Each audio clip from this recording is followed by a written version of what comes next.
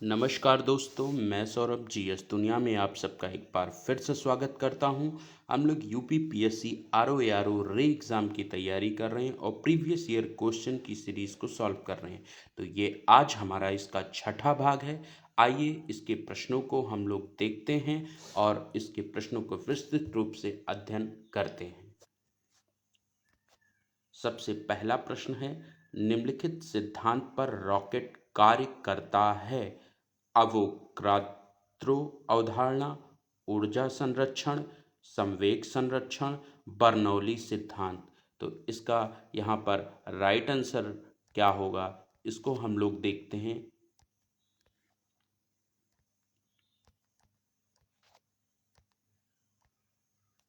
देखिए, जो रॉकेट का जो सिद्धांत है, वो रॉकेट क्या है कि न्यूटन का जो तीसरा नियम है, संवेग संरक्षण का नियम, उसी पर रॉकेट का सिद्धांत कार्य करता है। और इसमें क्या है कि जो द्रव्यमान है वो परिवर्तित होता रहता है और रॉकेट से क्या करती है, गैस बाहर निकलती रहती है। तो यहाँ जो रॉकेट किस सिद्धांत पर कार्य करता है, संवेग संरक्षण के सिद्धांत पर कार्य करता है। आइए इसको कुछ इमेज के द्वारा प्रदर्शित करते हैं। जैसे देखिए, रॉकेट मूव इफ, रॉकेट ऊपर की तरफ जा रहा, the hot gases comes out, hot gas क्या करती है, बाहर निकलती है जो है। The force of rocket, force on rocket reaction होता है and force on gases action होता है। तो यहाँ पे क्या एक्सेलरेशन फोर्स लग रहा, F बराबर ma होगा। तो यहाँ पे न्यूटन का जो तीसरा नियम है, संवेग संवेग संरक्षण के नियम का प्रयोग किया जाता है। आइए अगले प्रश्न की तरफ चलते हैं। साबुन के बुलबुले का आंतरिक दाब होता है वायुमंडलीय दाब के बराबर। दूसरा ऑप्शन, वायुमंडलीय दाब से अधिक, वायुमंडलीय दाब से कम, इनमें से कोई नहीं। तो इसका राइट आंसर क्या होगा, हम देखते हैं। देखिए, जो साबुन के बुलबुले का आंतरिक दाब है, वो वायुमंडलीय दाब से क्या होता है, अधिक होता है। और इसीलिए जो साबुन के बुलबुले हैं वो क्या करते हैं, हमेशा बड़े बनते हैं। क्योंकि जब हम लोग जल में क्या करते हैं, जल में साबुन को घोल देते हैं, जल में जब हम लोग साबुन को घोल देते हैं तो उसके घोलने से क्या होता है, उनका पृष्ठ तनाव क्या होता है, कम हो जाता है। ठीक है, तो इसका जो राइट आंसर है, आंतरिक दाब होता है वायुमंडलीय दाब से अधिक, यहाँ पे राइट आंसर होगा। आइए नेक्स्ट क्वेश्चन की तरफ चलते हैं। निम्नलिखित युक्त में से किसी को मोटर गाड़ियों के इंजन को ठंडा करने के लिए प्रयोग में लिया जाता है? Polygraph, turbine, radiator, quart. तो इसका जो राइट आंसर होगा, रेडिएटर। रेडिएटर का हम लोग जो प्रयोग करते हैं, ये गाड़ियों को ठंडा करने के लिए लगाया जाता। आइए नेक्स्ट प्रश्न की तरफ चलते हैं। ऊष्मीय आयनन सिद्धांत एक महत्वपूर्ण देन है H.J. भाभा की, M.N. शाह की, C.V. रमन की और J.C. बोस की। तो जो ऊष्मीय सिद्धांत प्रदर्शित किया था या जो दिया था, इसको दिया था M.N. शाह जी ने। सीवी रमन जी ने क्या किया था कि रमन प्रभाव की खोज की थी, रमन प्रभाव की खोज की थी। ठीक है, और होमी जहांगीर भाभा, भाभा जी ने परमाणु, ये क्या थे, ये एक परमाणु वैज्ञानिक थे। क्या थे, परमाणु वैज्ञानिक थे, वैज्ञानिक थे। ठीक है ना। आइए नेक्स्ट क्वेश्चन की तरफ से। तो इसका राइट आंसर क्या होगा, ऊष्मीय आयनन सिद्धांत महत्वपूर्ण देन है M.N. शाह की, M.N. शाह की है। ठीक, आइए नेक्स्ट क्वेश्चन की तरफ चलते हैं।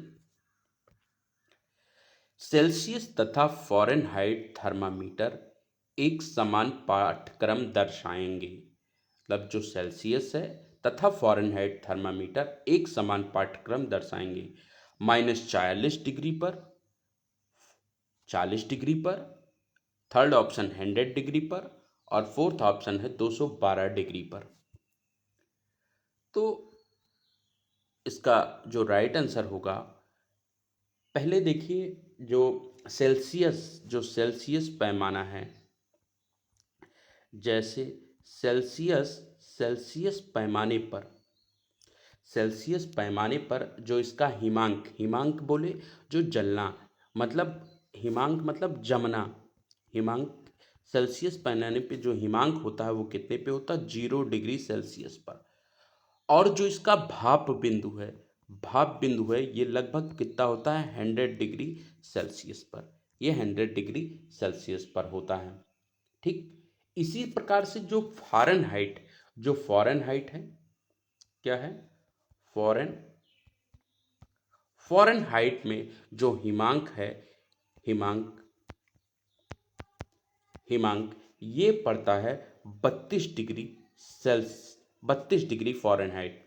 और इसका जो भाप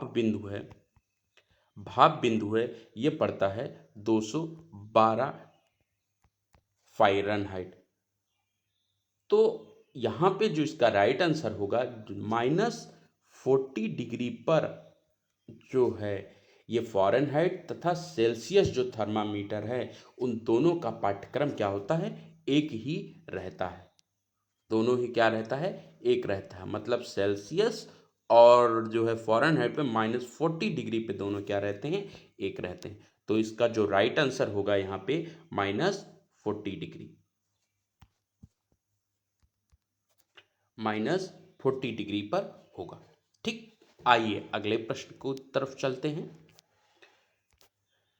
हाइड्रोजन बम विकसित किया गया था एडवर्ड टेलर द्वारा, बर्नर बॉन ब्राउन द्वारा, जे रॉबर्ट ओपेनहीमर द्वारा, सैमुअल कोहेन द्वारा। तो जो हाइड्रोजन बम को 1952 ईस्वी में 1952 ईस्वी में इसका जो है आविष्कार हुआ। और ये जो है नाभिकीय संलयन सिद्धांत पर, ये नाभिकीय संलयन सिद्धांत पर, किस पे, नाभिकीय संलयन सिद्धांत पर ये कार्य करता है। और इसमें जो है परमाणु बम, मतलब जो एक परमाणु बम है, परमाणु परमाणु बम की अपेक्षा इसमें 1000 गुना अधिक शक्तिशाली होता है। मतलब परमाणु बम से 1000 गुना अधिक शक्तिशाली होता है। ये 1000 गुना अधिक शक्तिशाली होता है जो हाइड्रोजन बम होता है। जैसे देखिए यहाँ ये क्या है, ये है परमाणु बम। तो परमाणु बम से कितना गुना बराबर, मतलब ये कितना है, 1000 गुना क्या होता है, हाइड्रोजन ये बम है। हाइड्रोजन बम 1000 गुना उससे क्या होता है, शक्तिशाली होता है। तो यहाँ पे इसका जो राइट आंसर होगा, एडवर्ड ट्रेलर नामक वैज्ञानिक ने इसका जो है हाइड्रोजन बम का आविष्कार 1952 ईस्वी में किया था। आइए नेक्स्ट क्वेश्चन की तरफ चलते हैं। हरित खेती में सन्निहित है, पहला ऑप्शन जैविक खेती एवं बागवानी पर जोर, दूसरा ऑप्शन बागवानी तथा पुष्प कृषि पर ध्यान केंद्रित करते समय कीटनाशकों और रासायनिक उर्वरकों से बचाव, तीसरा ऑप्शन समेकित कीट प्रबंधन, समेकित पोषक पदार्थ आपूर्ति एवं समेकित प्राकृतिक संसाधन प्रबंधन, और लास्ट ऑप्शन है खाद्य फसलों, बागवानी एवं पुष्पकृषि पर जोर। तो जो इसका राइट आंसर होगा यहाँ पर इसका क्या है, राइट आंसर है कि बी ऑप्शन, जो यहाँ पे बागवानी तथा पुष्प कृषि पर ध्यान केंद्रित करते समय रासायनिक उर्वरकों से बचाव, ये जो इसका है राइट आंसर।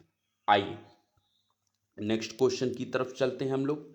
निम्नलिखित हरी खाद्य वाली फसलों में से किस में नाइट्रोजन की मात्रा सर्वाधिक पाई जाती है? ढैंचा, सनही, लोबिया, ग्वार। तो इसमें जो सर्वाधिक जो है खाद्य फसलों में जो सर्वाधिक नाइट्रोजन वाली मात्रा होती है वो क्या होती है? लोबिया होती है। ठीक, सबसे ज्यादा किस्में जो है लोबिया में पाई जाती है। लोबिया मतलब लोबिया को हम लोग क्या कहते हैं?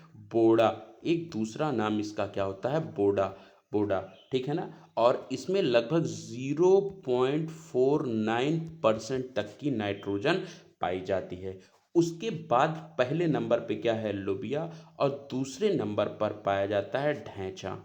क्या पाया जाता है? ढैंचा दूसरे नंबर पर पाया जाता है जो है। ठीक, इसमें सबसे अधिक होता है। आइए अगले प्रश्न की तरफ चलते हैं हम लोग। गोल्डन चावल एक प्रचुर स्रोत है विटामिन ए का, विटामिन बी का, विटामिन के का, विटामिन सी का। तो गोल्डन चावल जो है जिसका प्रचुर स्रोत है ये किसका है? विटामिन ए का है। देखिए विटामिन सी में क्या मिलते हैं? विटामिन सी में हमारे क्या होते हैं? नींबू, नींबू होता है, सॉरी।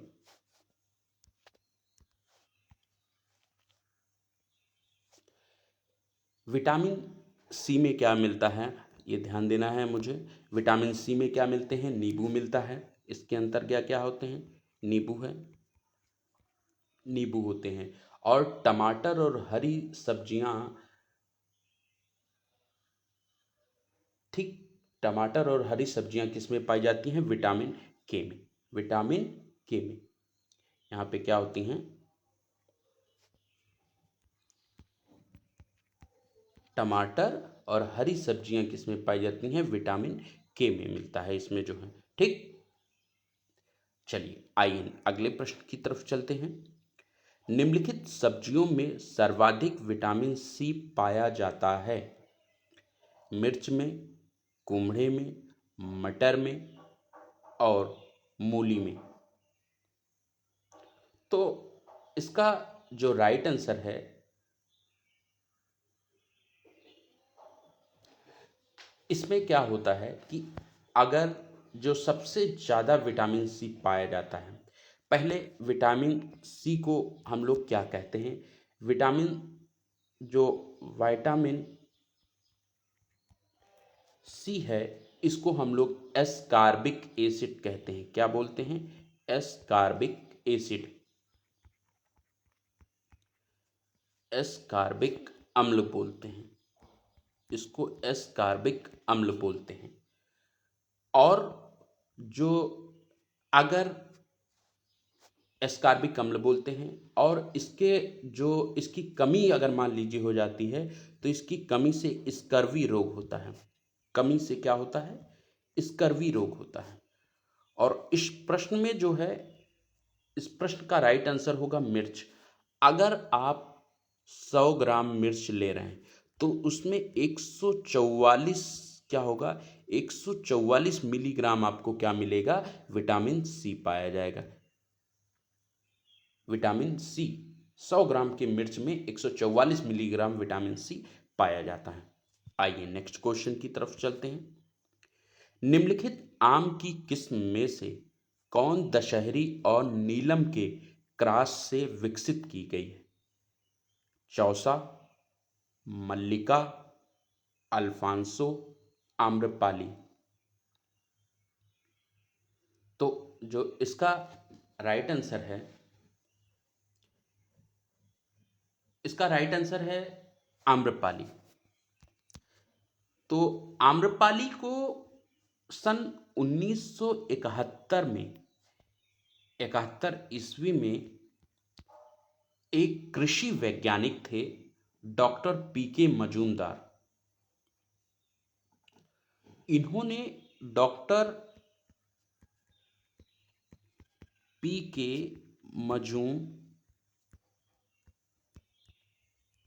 मजूमदार पीके मजूमदार ने क्या किया कि आम्रपाली नामक किस्म में, जो आम्रपाली है उसमें क्या किया, उसको विकसित किया। और किसके क्रॉस से किया? नीलम नीलम और दशहरी आम के क्रॉसों को मिला करके उन्होंने आम्रपाली आम की विकसित क्रॉस करा के उसको बनाया। ठीक, तो 1971 में डॉक्टर पी के मजूमदार के द्वारा इसको क्रॉस कराया गया था। आइए नेक्स्ट क्वेश्चन की तरफ चलते हैं। निम्नलिखित में से कौन पादप हार्मोन है? Insulin, thyroxine, cytokinin, oestrogen. तो इसका जो राइट आंसर होगा यहां पर ये साइटोकाइन।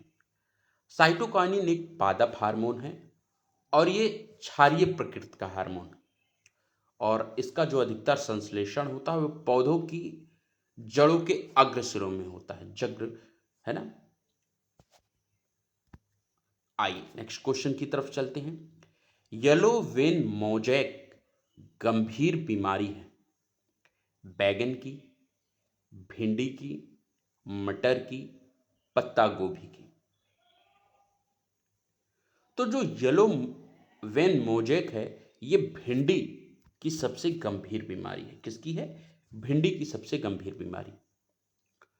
और ये जो विषाणु जनित होती है, ये क्या है? ये विषाणु, ये वायरस बीमारी है। इसमें जो होती है ये क्या है? ये येलो वेन जो है ये क्या है? वायरस है, वायरस। और ये किसके द्वारा फैलती है? ये सफेद मक्खी के द्वारा फैलती है। किसके द्वारा? सफेद मक्खी के द्वारा फैलती है। आइए नेक्स्ट क्वेश्चन की तरफ चलते हैं। निम्नलिखित में से किसके कारण टमाटर का रंग लाल होता है? कैप्सेनिन, कैरोटीन, एंथोसाइनिन, लाइकोपिन।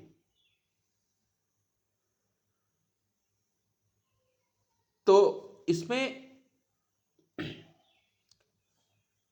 जो इसका राइट आंसर है हम लोग देखते हैं, टमाटर का रंग जो होता है वो लाइकोपिन के कारण लाल होता है। अब हम लोग देख लेते हैं टमाटर का जो जन्म स्थान है वो कहाँ पर है। इसका जो जन्म होता है वो कहाँ? मैक्सिको। टमाटर का जन्म स्थान मैक्सिको में है और भारत में जो इसका प्रयोग किया गया था वो पुर्तगालियों के द्वारा लाया गया। किसके द्वारा? पुर्तगालियों के द्वारा। पुर्तगालियों के द्वारा इनका प्रयोग किया गया था। ठीक है।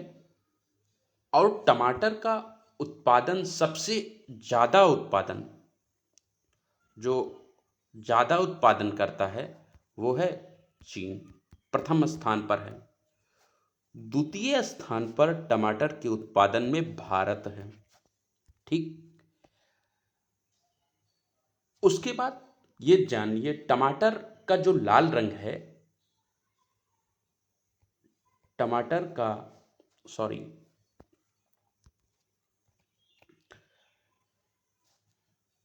टमाटर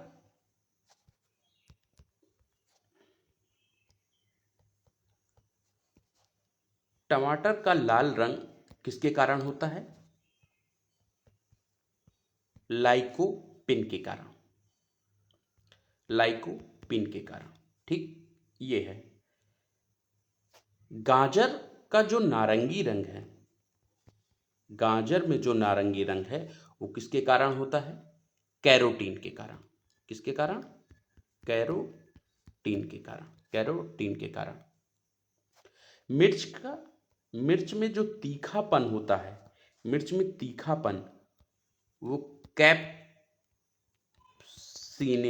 कैप्सेनिन के कारण होता है, कैप्सेनिन। और प्याज का जो गुलाबी रंग होता है, प्याज में जो गुलाबी रंग है, गुलाबी रंग, वो किसके कारण होता है? वो एंथोसाइनिन के द्वारा होता है। किसके द्वारा?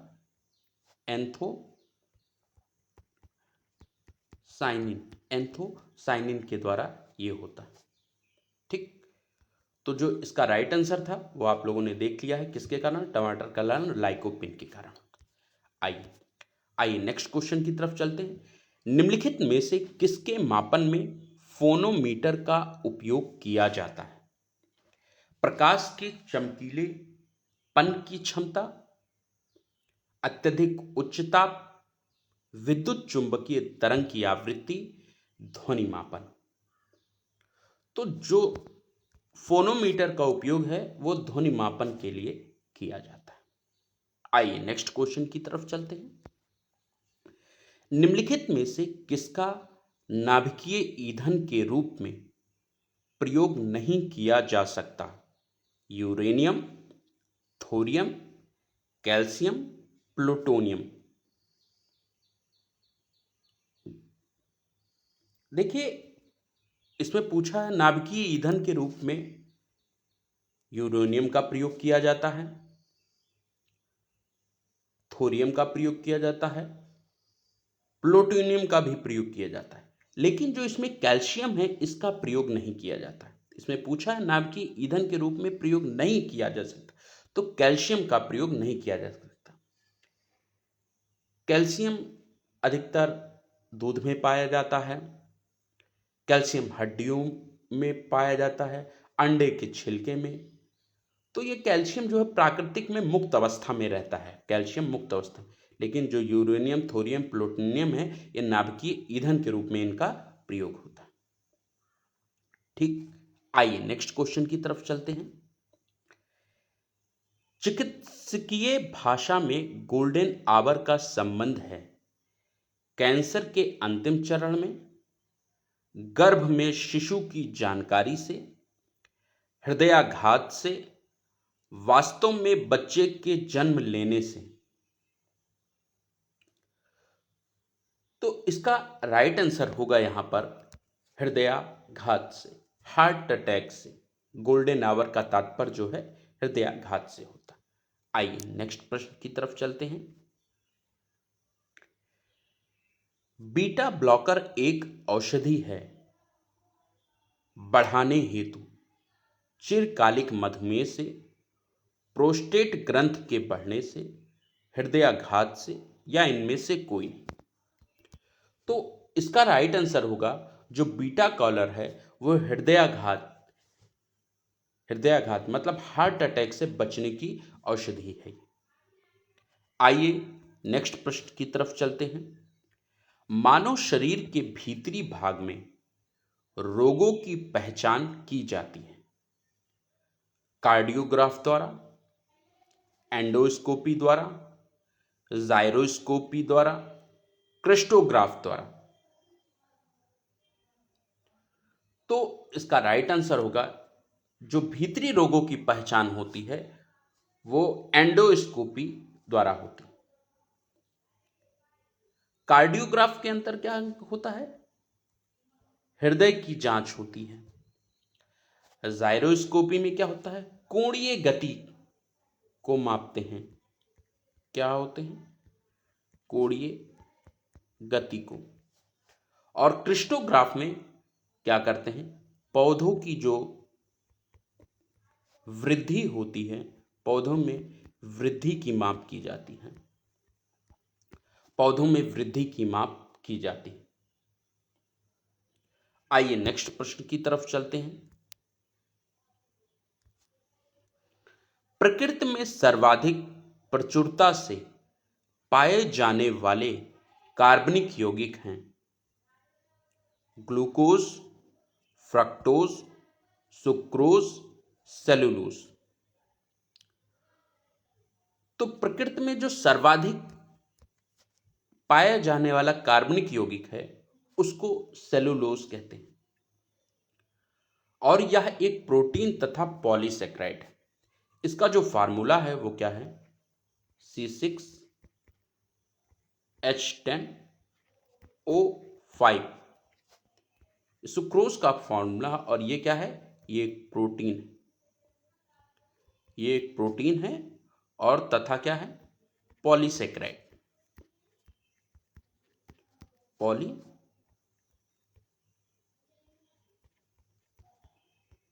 पॉलीसेकेराइड। आइए नेक्स्ट प्रश्न की तरफ चलते हैं। बीएमडी परीक्षण किया जाता है गठिया हेतु, अस्थिरंध्रता हेतु, अस्थि मैलेशिया हेतु, इनमें से कोई नहीं। तो इसका जो राइट आंसर होगा, बीएमडी का जो परीक्षण होता है अस्थि रंध्रता हेतु करते हैं। और बीएमडी का जो फुल फॉर्म है, बीएमडी का क्या है, bone mineral density, bone mineral density का प्रयोग करते हैं, जिसमें क्या होता है कि एक्सरे के द्वारा कैल्शियम में हेडियो के अनुपात की जानकारी मिलती है। ठीक, आइए नेक्स्ट प्रश्न की तरफ चलते हैं। सेब का हृदय रोगियों के लिए विशेष महत्व है क्योंकि यह प्रचुर स्रोत होता है सोडियम व पोटेशियम के, फास्फोरस व मैग्नीशियम के, पोटेशियम व फास्फोरस के, केवल पोटेशियम के।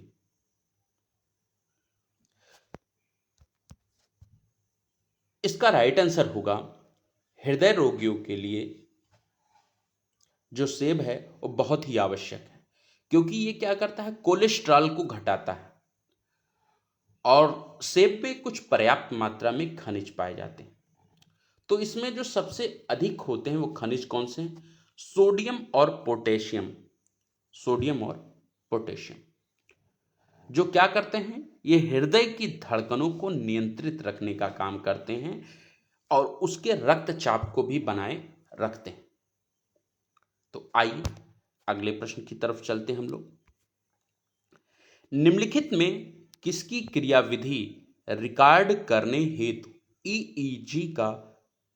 ईईजी किया जाता है, हृदय, फुफ्फुस, मस्तिष्क, वृक्क। तो इसका जो राइट आंसर होगा, देखिए मस्तिष्क की जो क्रियाविधि को जो रिकॉर्ड किया जाता है वो ईईजी के माध्यम से किया जाता है, ईईजी के माध्यम से, ईईजी के माध्यम से किया जाता है। तो इसका जो राइट आंसर है वो मस्तिष्क। और ईईजी क्या है, ये ईईजी का फुल फॉर्म देख लीजिए, इलेक्ट्रो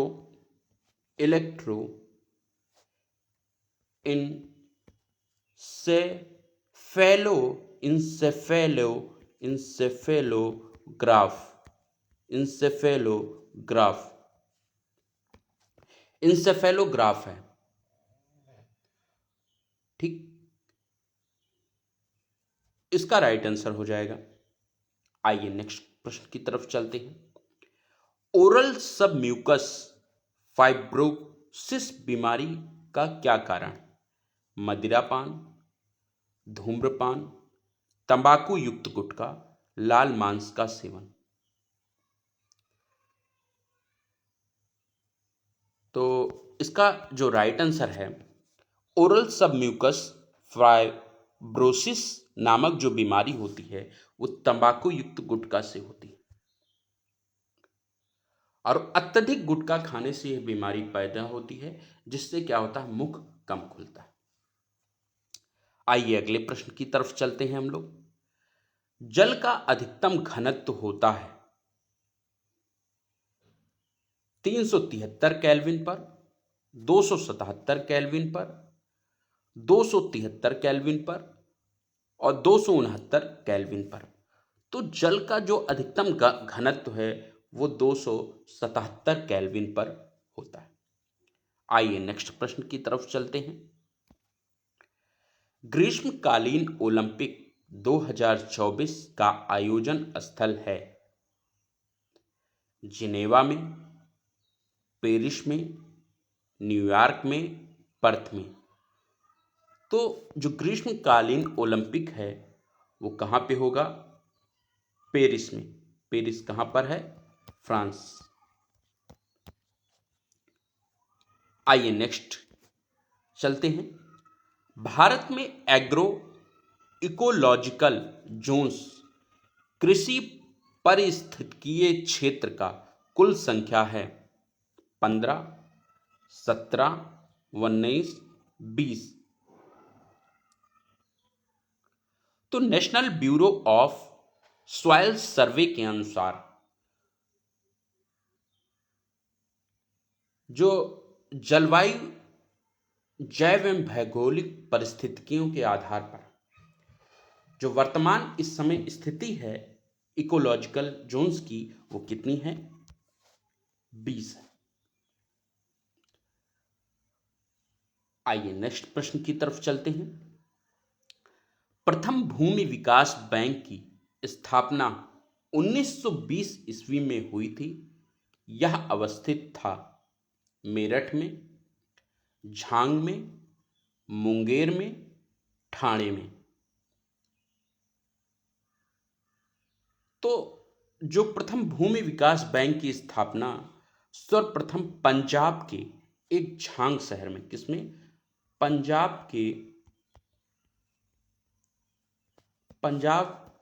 के झांग शहर सन 1920 में हुई थी। किसमें? 1920 ईस्वी में पंजाब के झांग शहर में हुई थी। और जो भूमि विकास बैंक है, जो इसका कार्य को जो प्रारंभ किया गया था वो चेन्नई से किया गया था। आइए नेक्स्ट क्वेश्चन की तरफ चलते हैं। तो यहां पे इसका जो राइट आंसर होगा वो हमारा है झांग में। कहां पे है? झांग में। आइए नेक्स्ट क्वेश्चन की तरफ चलते हैं। भारतीय शाक भाजी अनुसंधान संस्थान स्थित है कानपुर में, नई दिल्ली में, वाराणसी में, इलाहाबाद में। तो जो शाक भाजी अनुसंधान संस्थान है वो वाराणसी में स्थित है। कानपुर के अंतर्गत दलहन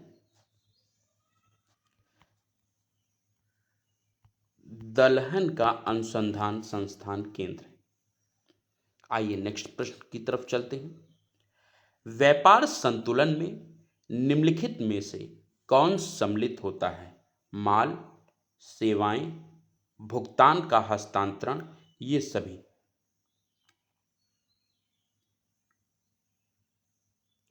तो इसका जो राइट आंसर होगा यहां पर,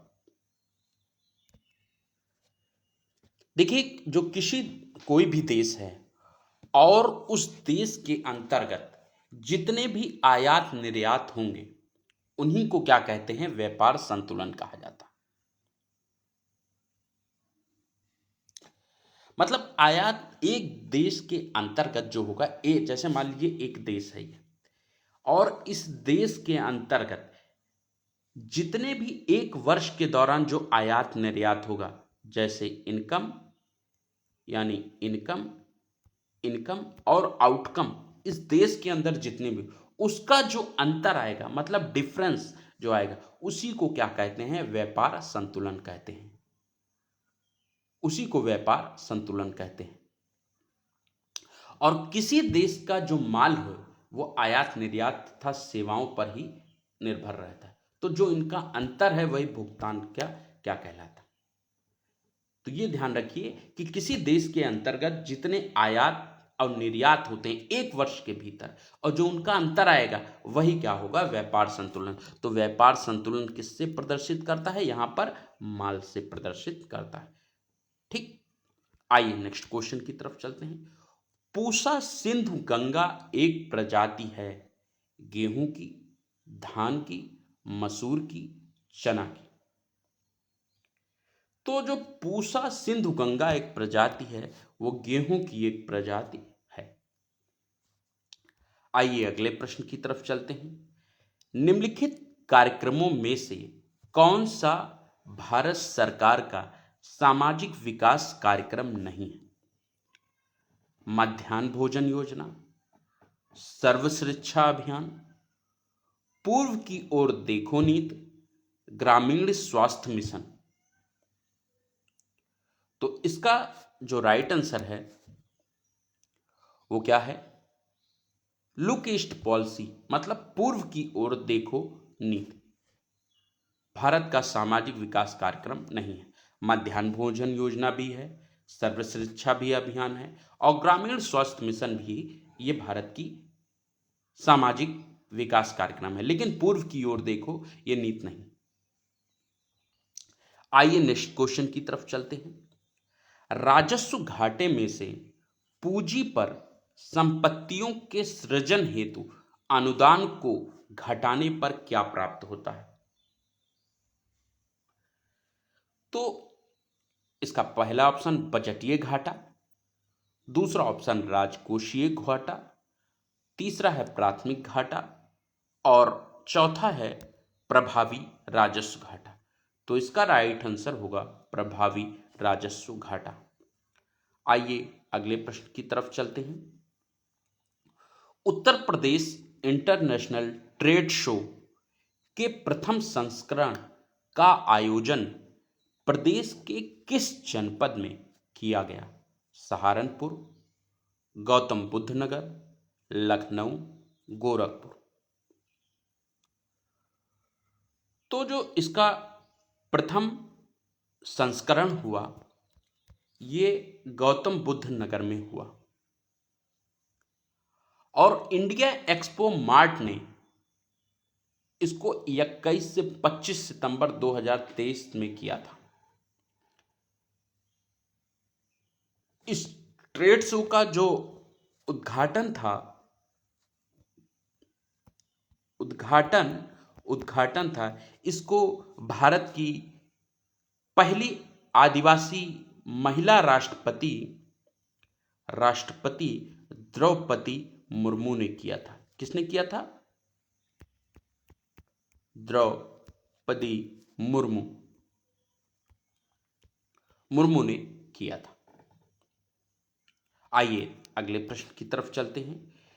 निम्नलिखित में से कौन सा कार्यक्रम रोजगार से संबंधित नहीं है? कौन सा कार्यक्रम रोजगार से संबंधित नहीं? MGNEREGA मनरेगा, दूसरा ऑप्शन NRLM, तीसरा ऑप्शन RMSA, और चौथा ऑप्शन STEP। तो इसका जो राइट आंसर है वो RMSA। ये योजना जो थी मानव विकास संसाधन द्वारा शुरू की गई थी 2009 में। ये रोजगार से संबंधित नहीं। कब शुरू की गई थी? 2009 में। आइए अगले प्रश्न की तरफ चलते हैं।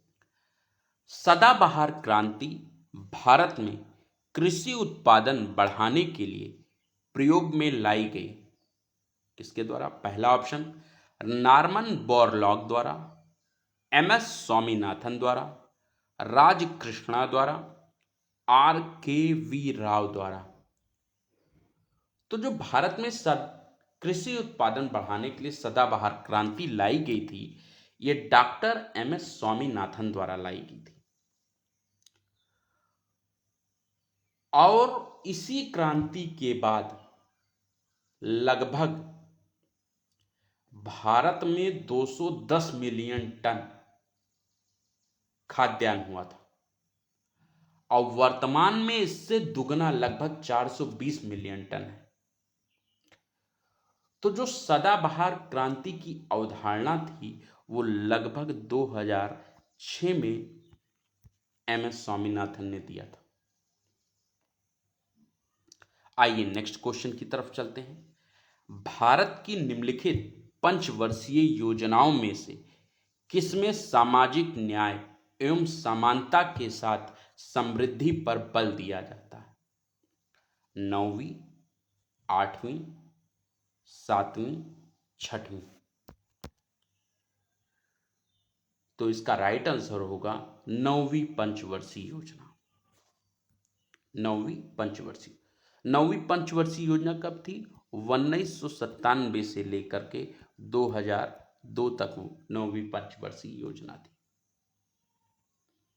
आइए अगले प्रश्न की तरफ चलते हैं।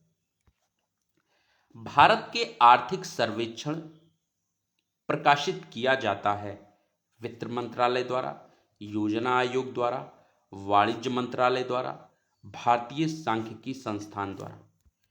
तो जो इसका राइट आंसर है, जो आर्थिक सर्वेक्षण प्रस्तुत किया जाता है वो वित्त मंत्रालय द्वारा प्रस्तुत किया जाता है। आइए अगले प्रश्न की तरफ चलते हैं। वर्ष 2001 से 2011 के दौरान जनसंख्या की दशकीय वृद्धि दर सर्वाधिक रही। मध्य प्रदेश, राजस्थान में, बिहार में, उत्तर प्रदेश में।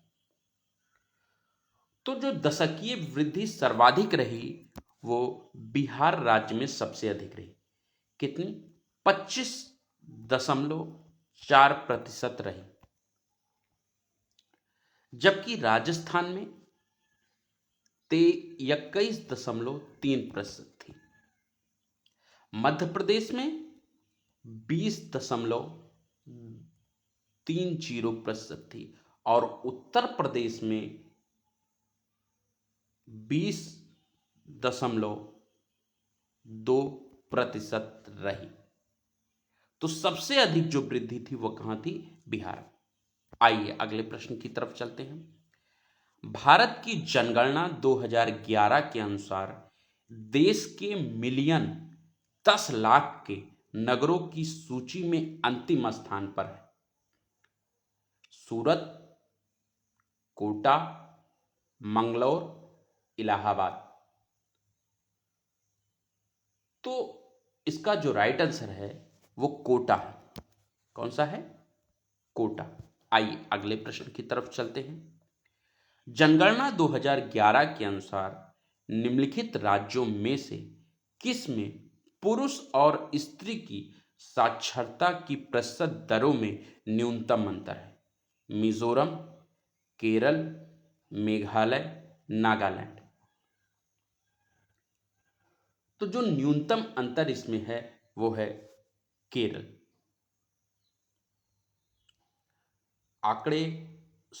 केरल नहीं है, यहां पे इसका जो राइट आंसर होगा वो मेघालय।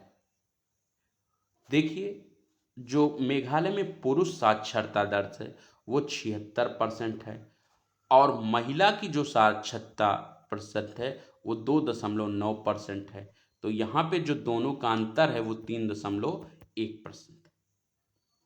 केरल, ठीक। और इसमें नागालैंड में जो अंतर है वो 6.7% का, केरल में जो अंतर है वो 4% का और मिजोरम में भी जो है वो अंतर है वो 4% का है। तो सबसे कम कहां पर है?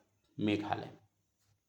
आइए अगले प्रश्न की तरफ चलते हैं। भारत की जनगणना 2011 में निम्नलिखित राज्यों में से किस में अनुसूचित जनजाति के लोगों की संख्या में सर्वाधिक अंकित की गई?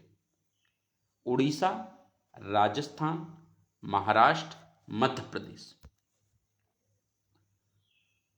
तो जो शीर्ष अनुसूचित जाति वाले राज्य हैं उसमें सबसे पहले पे क्या है? मध्य प्रदेश।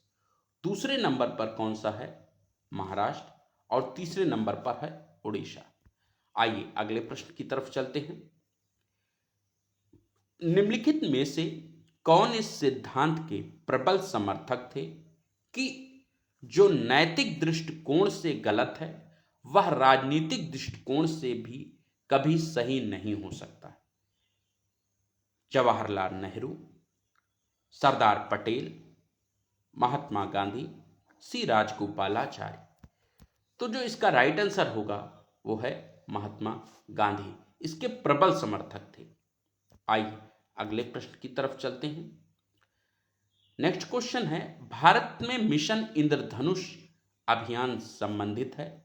पहला ऑप्शन गर्भवती महिलाओं के पोषण से, दूसरा ऑप्शन मधुमेह के प्रति जागरूकता से, और तीसरा ऑप्शन अंधापन के निवारण से, और चौथा ऑप्शन बच्चों के टीकाकरण से।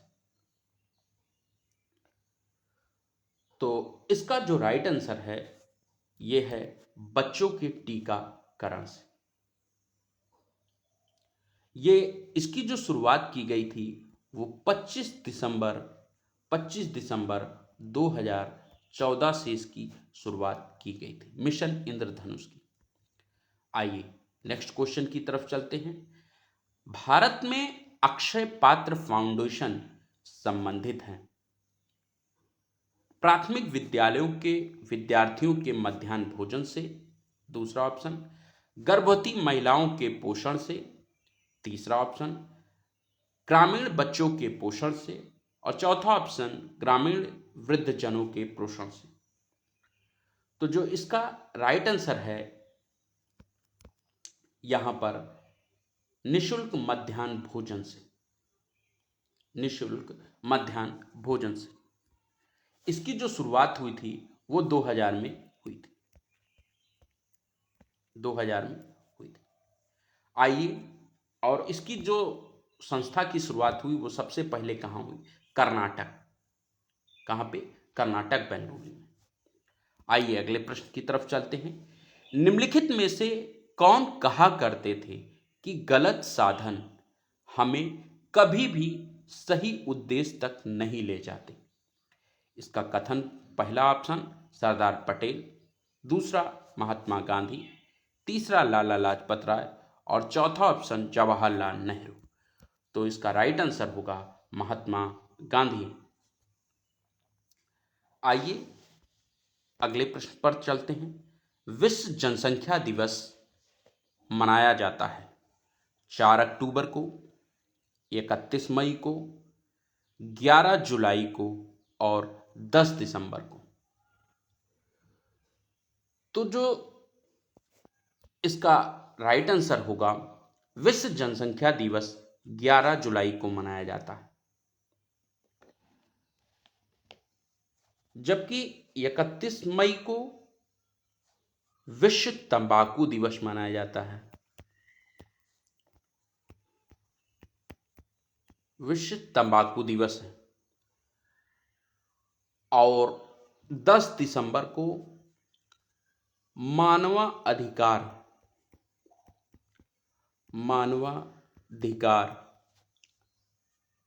दिवस मनाया जाता है। और 4 अक्टूबर को विश्व पशु कल्याण दिवस, विश्व पशु कल्याण दिवस मनाया जाता है। तो जो इसका राइट आंसर है यहां ये क्या है?